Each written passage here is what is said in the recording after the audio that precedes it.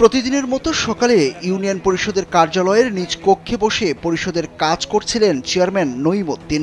বেলা 11:30টার দিকে চেয়ারের পেছনে থাকা জানালা দিয়ে দুর্বৃত্তরা তাকে কয়েক রাউন্ড গুলি করে। গুলির শব্দে আশপাশের লোকজন ছুটে আসলে তাদের লক্ষ্য করেও গুলি চালায় দুর্বৃত্তরা।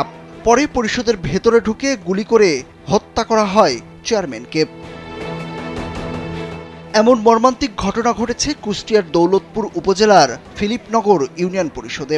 এ সময় ইউনিয়ন পরিষদের কয়েকজন গ্রাম পুলিশ ও 2 জন ইউপি সদস্য উপস্থিত ছিলেন। চেয়ারম্যানকে হত্যার বিষয়টি এলাকায় ছড়িয়ে পড়লে ব্যাপক উত্তেজনার সৃষ্টি হয়।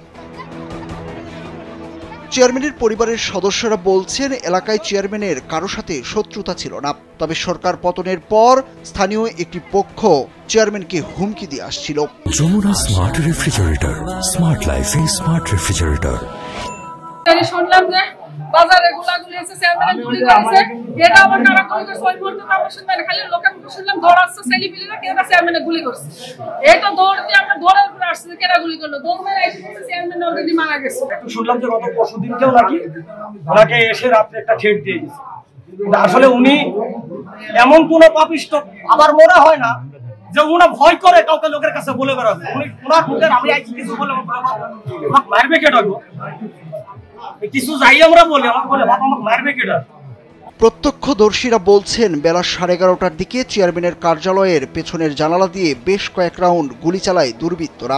পরে কার্যালয়ে ঢুকে গুলি করে মৃত্যু নিশ্চিত করা হয় চেয়ারম্যানের। যাতে পারেননি আমরা আমি আর ফোন দিয়েছিলাম, সেগুলো আপনি আসেন 10 মিনিট না হাতে গুলি করে মারি ফেলতে। আমরা এক জায়গায় জমি মাপার জন্য আসার জন্য বসেছিলাম।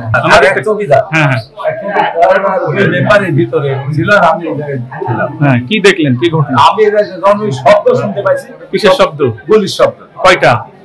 3-4টা হয়েছে। শব্দ এদিকে চেয়ারম্যানের মৃত্যুর খবর ছড়িয়ে পড়লে উত্তেজিত এলাকাবাসী বেশ কয়েকটি বাড়িতে লুটপাট ও আগুন লাগিয়ে দেয়। পরে পুলিশ গিয়ে পরিস্থিতি নিয়ন্ত্রণে আনে। হত্যার বিষয়ে সবকিছু খতিয়ে দেখা হচ্ছে বলে জানান অতিরিক্ত পুলিশ সুপার।